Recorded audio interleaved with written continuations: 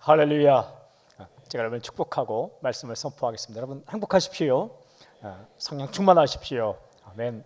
함께 읽은 말씀 가운데 언뜻 읽으면 잘 드러나지 않을 수 있지만 자세히 주의 깊게 읽어오면 우리에게 갑자기 확 다가오는 한 가지 단어가 있습니다. 그것은 1장 5절에 있는 참여라는 말입니다.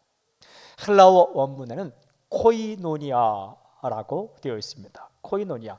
그래 낯설지는 않은 단어입니다. 이 단어는 인간 사이에서 나타나는 친밀한 관계를 말하죠. 영적인 교제, 정신적인 사귐, 아울러 물질적인 나눔까지 포함하는 단어입니다. 우리가 읽은 개역 개정 번역본에는 참여라고 되어 있지만 다른 번역본들에는 여러 가지 단어로 번역하고 있습니다. 먼저 개역한 것은 교제라고 번역되어 있어요. 그리고 공도 번역은 협력, 새 번역에는 동참, 킹 제임스 버전에는 fellowship이라고 되어 있고 NIV에는 partnership이라고 되어 있으며 또 NASB 번역본에는 participation 되어 있어요. 그러니까 근데 순수한 우리말로 옮기자면 사귐이라는 말이 좋겠다라는 생각이 있습니다. 아주 가까운 사이, 친구 사이, 동역자 사이에서 일어나는 일을 가리킵니다. 그래서 빌립보서를 쓰고 있는 바울과 빌립보서를 받고 있는 빌립보 교회 성도들 가운데 코이노니아가 있었다라는 겁니다. 같은 비전을 가지고 있었고 실제적으로도 헌금과 또한 사람으로 함께 사귐이 있었다라는 거죠. 바울이 어디 있습니까? 로마 감옥 안에 있습니다. 로마 감옥에서 쓴 편지가 빌립보서입니다. 빌립보 교회는 바울이 제2차 선교 여행 때 세운 교회입니다. 근데 이 편지를 읽으면 보통 사이가 아니라는 걸 알 수 있습니다. 참 보기가 좋습니다. 아름답습니다. 그리고 하나님께서 보실 때에 아주 흐뭇하셨을 것입니다. 이런 관계에서 쓰여진 빌립보서는 읽으면 읽을수록 느낌이 참 따뜻합니다. 주일마다 1장부터 마지막 장까지 우리가 말씀을 묵상하고 메시지를 듣게 될 것입니다. 질문이 있습니다. 이러한 코이노니아, 즉 예수님 안에서의 사귐이 구체적으로 어떻게 나타나는가? 어떤 행동이 바로 코이노니아, 사귐의 행동인가? 오늘 읽은 구절에 네 가지 행동이 잘 나타나 있습니다. 이 말씀을 따라서 메시지를 듣겠습니다. 첫째는 축복하다. 축복하다. 우리 함께 1절 2절 크게 읽겠습니다. 1절 2절 시작. 그리스도 예수의 종 바울과 디모데는 그리스도 예수 안에서 빌립보에 사는 모든 성도와 또한 감독들과 집사들에게 편지하노니 하나님 우리 아버지와 주 예수 그리스도로부터 은혜와 평강이 너에게 있을지어다. 하나님 우리 아버지와 주 예수 그리스도로부터 은혜와 평강이 너희에게 있을지어다. 축복을 하고 있습니다.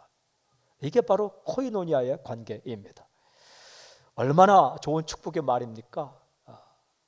은혜가 있을지어다, 평강이 있을지어다. 은혜, 그래요. 은혜가 있어야 살죠. 은혜 없이는 한순간도 살 수가 없습니다. 평강이 얼마나 중요합니까? 근데 이 은혜와 평강이 하나님께로부터 온다, 예수님께로부터 온다라고 말하고 있습니다. 그러니까 내가 줄 수 없다는 거예요. 은혜는 사람이 주지 못합니다. 평화도 사람이 주지 못합니다.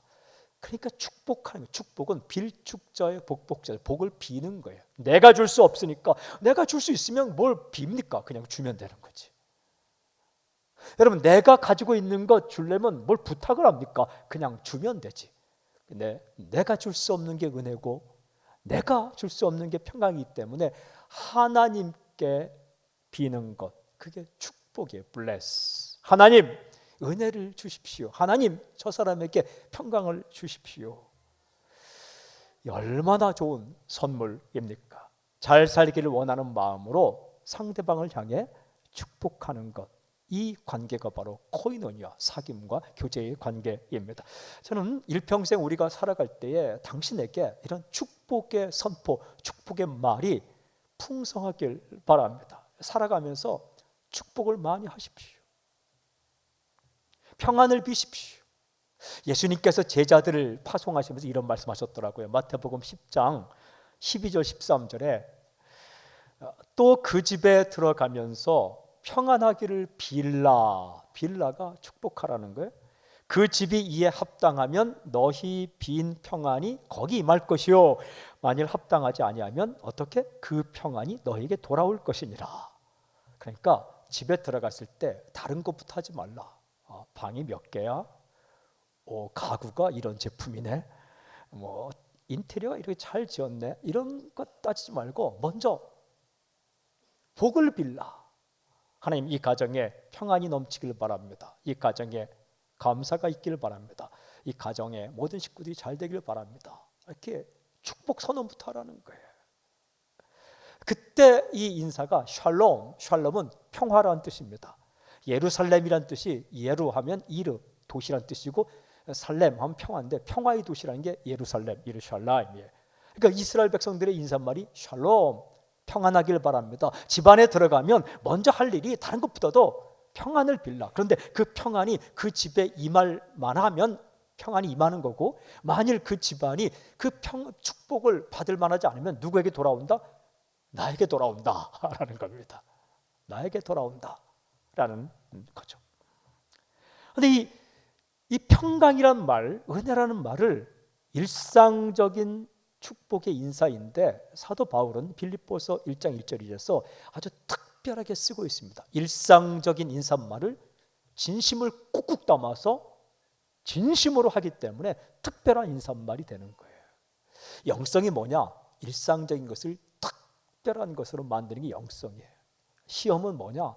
특별한 것도 그냥 별 다른 없는 일상적인 것을 치부하는 게 그게 시험 드는 거예요. 근데 은혜가 있을 때는 평범한 것때 특별히 다가오는 거예요. 평안이 있을지어다, 은혜가 있을지어다, 이 진심을 담아서 인사하는 것, 이게 축복이에요. 우리 그 인사말 가운데 굿모닝 하죠. 굿모닝, 좋은 아침이란 뜻이죠. 이게 그냥 아무 생각 없이 굿모닝, 좋은 아침 그래요. 근데 그 인사말을 정말 죽었다가 살아난 사람이 굿모닝, 좋은 아침 다르죠. 우리 인사말에 안녕해요. 안녕은 만날 때는 안녕 하면 잘 지냈어? 잘 지내길 바래. 헤어질 때 안녕 하면 잘 지내길 바래. 이런 뜻이죠. 굉장히 좋은 인사말이죠. 전쟁이 있고 사고가 있고 고통이 있는 이 세상 가운데 내가 평안하길 바래. 밤새 평안했어? 오늘도 평안해? 헤어져 있을 동안 못 보는 동안 평안해? 굉장히 좋은 인사말. 이걸 진심을 담아서 하면 이게 축복이에요. 여러분, 우리가 살면서 수많은 말을 하지만 진정한 코이노니아, 가족끼리, 친한 사이끼리, 그리고 동역자 간에 먼저 해야 될 말이 축복이에요. 왜? 내가 줄 수 없으니까 하나님께서 당신에게, 하나님께서 우리에게 이런 아름다운 은혜와 평강을 주시기를 원하는 마음으로 선포하는 거예요. 저도 오늘 진심을 담아서 한번 여러분을 축복하겠습니다. 은혜와 평강이 여러분에게 있을지어다. 행복하십시오. 성령 충만하십시오. 이게 굉장히 중요한 거예요. 두 번째는 기억하다. 우리 3절을 함께 읽을까요? 3절 시작. 내가 너희를 생각할 때마다 나의 하나님께 감사하며 내가 너희를 생각한다라고 고백을 하고 있어요. 생각한다라는 것은 기억하다라는 뜻입니다. Remember, 기억하다. 잊지 않고 기억하는 것을 가리킵니다. 이게 코이노니아입니다. 누군가 나를 잊지 않고 기억해 준다면, 생각해 준다면 얼마나 고마운 일이겠습니까? 기억하고 생각하는 건데 질문이 있어요. 어떤 마음과 함께 어떤 마음으로 기억하고 있다고 고백을 합니까? 중요한 표현이 있죠. 나의 하나님께 감사하며. 너희를 기억할 때마다 나의 하나님께 감사한다. 감사함으로 기억한다라는 거예요. 서운함으로 기억하지 않고 감사함으로 기억한다. 이게 은혜입니다. 서운한 것을 기억하는 게 아니라 고마운 것, 감사한 것을 기억하고 있습니다. 이게 진짜 은혜요 코이노니아입니다. 저는 선포하고 축복합니다. 누군가를 기억할 때 감사한 것이, 고마운 것이 기억나기를 저는 선포합니다. 사람은요, 가까운 사이일수록 생각해 보면 서운한 것보다 실제로 고마운 게 더 많아요. 100가지 고마운 거라면 한 가지 서운한 거라고요. 가까운 사이가 그래요. 부모 자식 지간, 형제 지간 다 그래요. 동역자, 함께 일하는 사람들. 그런데 100가지 고마운 일이 그 한 가지 서운한 일 때문에 사라져 버릴 때가 참 많습니다. 이 사탄은 한 가지 서운한 일을 자꾸 생각나게 해요. 근데 성령님은 그 100가지 고마운 일이 생각나게 하시는 거죠. 바울은 로마 감옥에서 빌립보 교인들을 생각할 때에 서운한 것이 생각나는 게 아니라 고마운 게 생각났고 그 고마운 것 가운데 그들을 기억한다라고 고백을 하고 있습니다. 여러분, 친구를 생각할 때, 가족을 생각할 때, 동역자를 생각할 때, 누군가를 생각할 때에 고마운 일이 생각나길 바랍니다. 그게 은혜입니다. 그게 진정한 코이노니아예요. 세 번째 행동을 보니까 기도하다라는 거예요. 여러분 4절 우리 함께 읽을까요? 4절 시작. 간구할 때마다 내가 무리를 위하여 기쁨으로 항상 간구함은. 이 말씀을 잘 묵상하십시오. 뭐 기도하는 거 좋지. 그런데 이 말씀을 읽어보면 중요한 영적 비밀이 있습니다. 동일한 단어가 두 번이나 반복되어 간구라는 말입니다. 간구는 간절히 구하다. 특별히 익숙한 표현으로 말하면 기도죠. 특별히 이 단어에는 필요한 모든 것을 구한다. 특별히 물질적인 것까지 구한다라는 의미가 있습니다. 기도에는 높고 낮은 수준이 없어요. 물질을 구하면 낮고 영적인 걸 구하면 수준이 높다. 그런 거 아니에요? 필요한 것을 간절히 구하는 간구. 이게 바로 코이노니아입니다. 위에서 기도해 주는 것. 중보기도 하는 거죠. 그런데 질문이 있어요. 다른 사람을 위해 기도할 때 어떤 마음으로 해야 하는가? 방금 읽은 구절에 아주 중요한 두 가지 단어가 간구라는 말과 연결되어 있어요. 하나는 기쁨으로라는 말이고 또 하나는 항상이라는 말이에요. 그렇습니다. 여러분, 다른 사람을 위해 기도할 때는 기쁨으로 하는 겁니다. 부담으로 하지 않고 걱정으로 하지 않고 불신으로 하지 않고 기쁨과 기대로 하는 겁니다.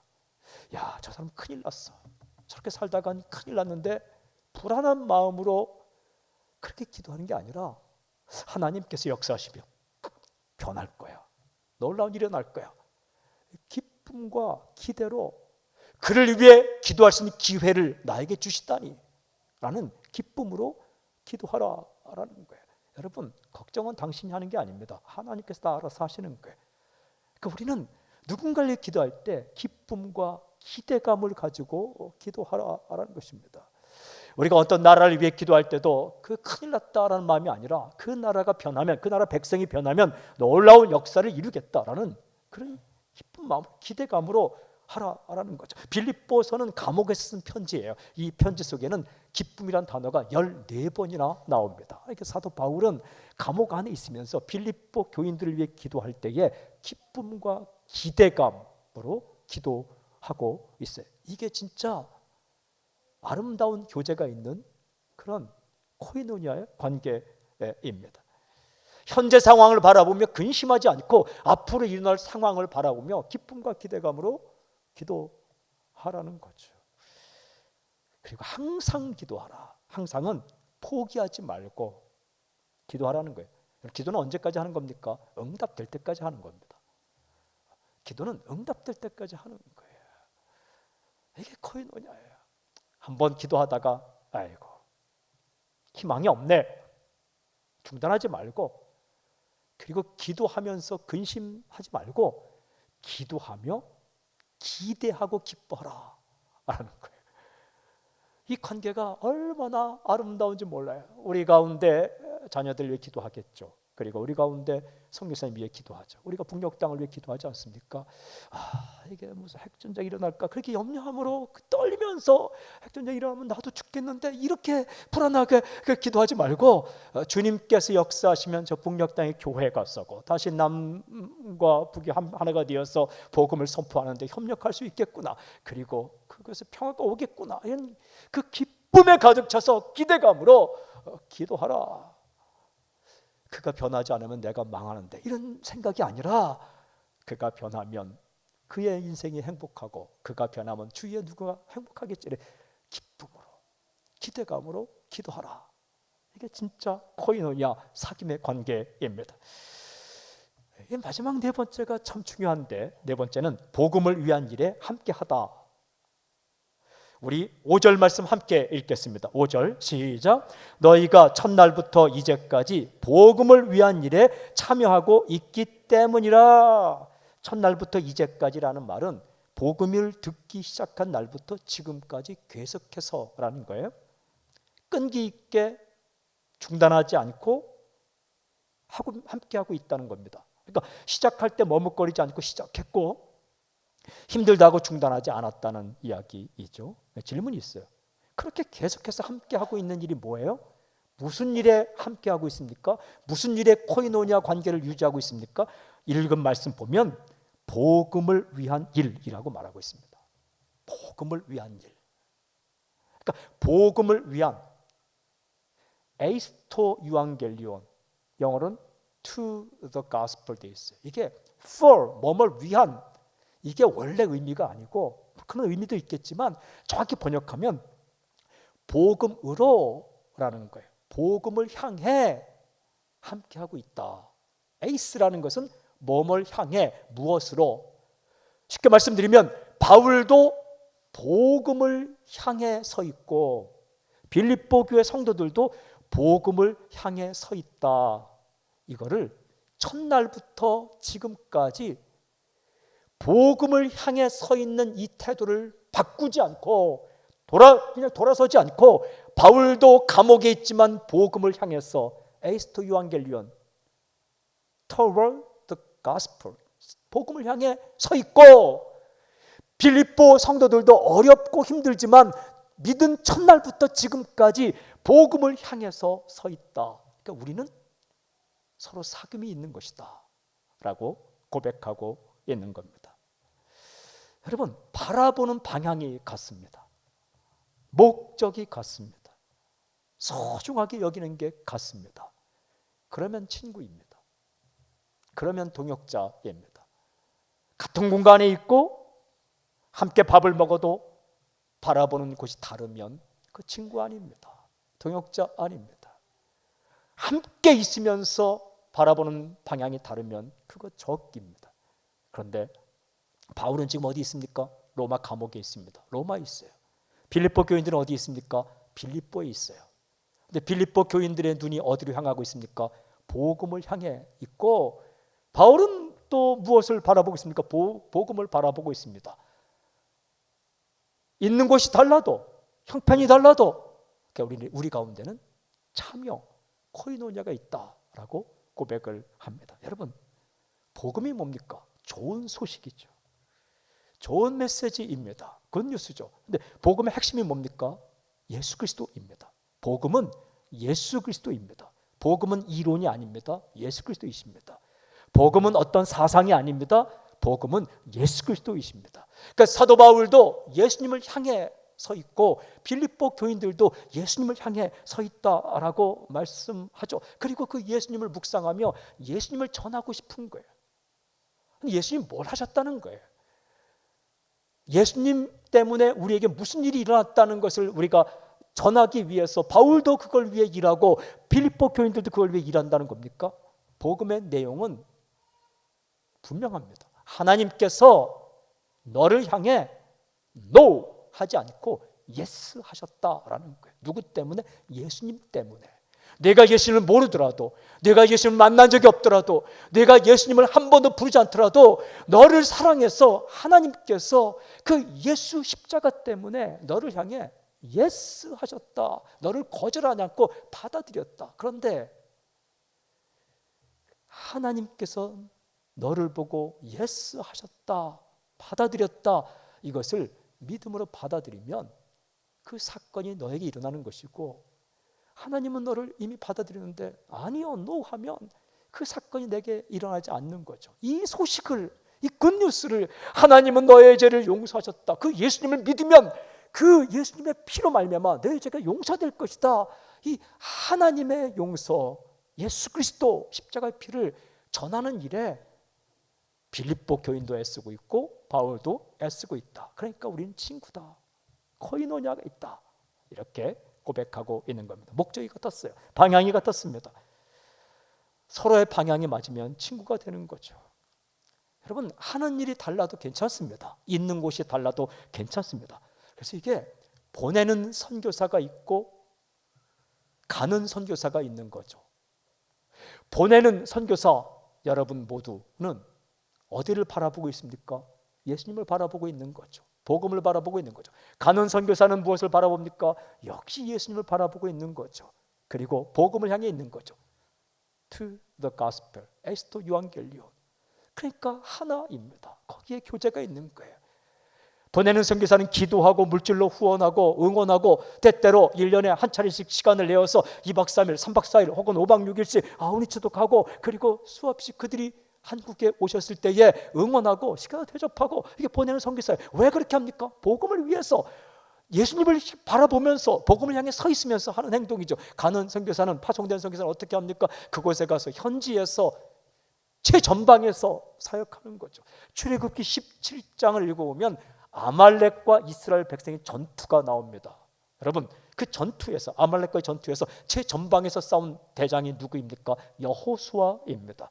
그 후방에서 기도한 사람이 누구입니까? 모세입니다. 모세가 팔을 들어 기도할 때 승리하고 팔이 내려가면 패배하니까 그 모세의 팔을 올린 사람이 누구입니까? 아론과 훌입니다. 팔을 들고 기도한 모세, 현장에 최전방에 싸운 여호수아, 그리고 모세의 팔을 올린 아론과 훌, 이들이 다 같은 팀이라는 거예요. 친구라는 겁니다. 한 팀이라는 거죠. 그렇게 간다는 거죠. 근데 여러분, 질문이 있어요. 언제까지 그렇게 갑니까? 언제까지입니까?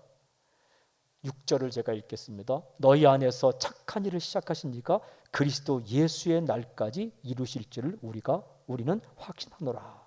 그러니까 예수님 안에 있는 사람들의 이 코이노냐는 언제까지 가느냐, 유효 기간이 언제까지냐, 이렇게 기록되어 있죠. 그리스도 예수의 날까지.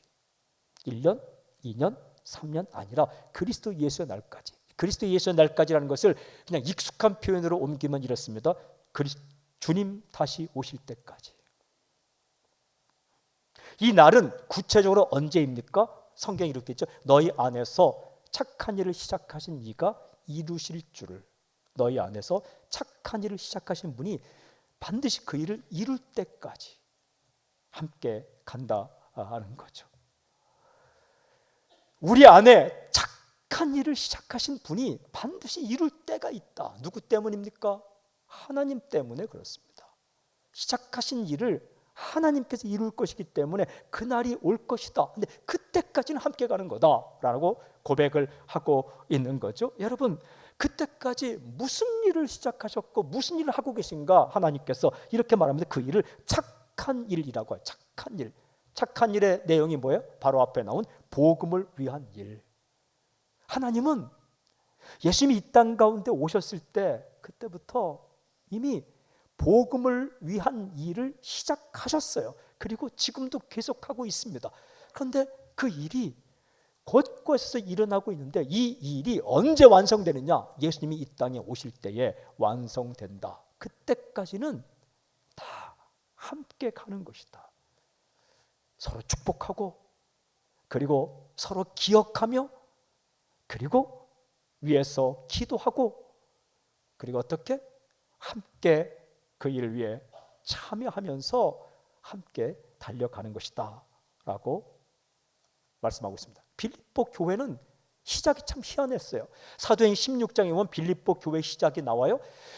거기에 귀신 들려서 점을 치는 여종이 한 명 있었습니다. 그런데 바울이 그 귀신을 내어 쫓았죠. 그 점을 못 치는 거예요. 그거 보면 이 점 치는 사람은 진짜 귀신 들린 사람이고 용했을 거예요. 귀신 나가서 점을 못 쳤으니까. 화가 난 사람이 누구입니까? 주인입니다. 여종이 점을 못 치니까 돈을 못 벌죠. 그러니까 이 주인이 고소했습니다. 바울과 실라가 감옥에 들어갔죠. 감옥 속에서 기도하고 찬양했어요. 감옥 문이 열리고 그걸 지키던 간수와 가족들과 권속들이 다 예수 믿게 되었죠. 이 교회가 빌립보 교회예요. 유럽 최초의 교회예요.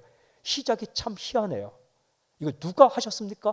하나님께서 하셨다는 거예요. 하나님께서 빌립보란 지역에 교회를 세우고 복음 예수 그리스도를 전파하기 위해서 하나님께 시작하셨기 때문에 이 시작하신 그분이 주님 오시는 그날까지 그 일을 완성할 것이다. 그렇게 시작한 교회가 참 많습니다. 그렇게 시작된 선교단체가 참 많습니다. 우리 사람 살리는 교회도 그렇게 시작되었습니다. 그런데 이 교회와 선교단체와 그리고 그렇게 하나님께서 당신을 부르신 사건, 당신을 통해서 이 착한 일, 복음이 선포된 일을 시작하셨는데 이 일이 언제까지 가느냐? 주님 오시는 그날까지. 당신이 죽더라도 혹은 지역교회가 사라지더라도 이 복음을 향한 행진, 완전히 이 복음 역사가 이루어지는 일은 하나님께서 중단하지 않는다. 그분이 시작하셨고 그분이 이루실 것이다. 그러니까 우리는 기회 있을 때에 있는 곳이 달라도 하는 일이 달라도 형편이 달라도 서로 축복하고 서로 기억하며 그리고 서로 기도해 주고 그리고 복음을 위해서 끝까지 달려가는 관계이다. 이걸 가리켜서 코이노냐라는 말로 표현하고 있습니다. 사랑하는 여러분, 저는 우리 모두가 다 어느 곳에 있든지 무엇을 하든지 복음을 향해서 서 있길 저는 선포합니다. 그러면 친구입니다. 그런 관계 가운데 축복을 많이 하십시오. 저주는 우리가 하는 게 아닙니다. 축복하는 거예요. 누구까지? 원수까지 축복하라고 말씀하십니다. 서운한 마음이 생길 때는 에이 잘될 놈 이렇게 축복을 하십시오. 정말 화가 나면 에이 돈이나 많이 벌어라 이렇게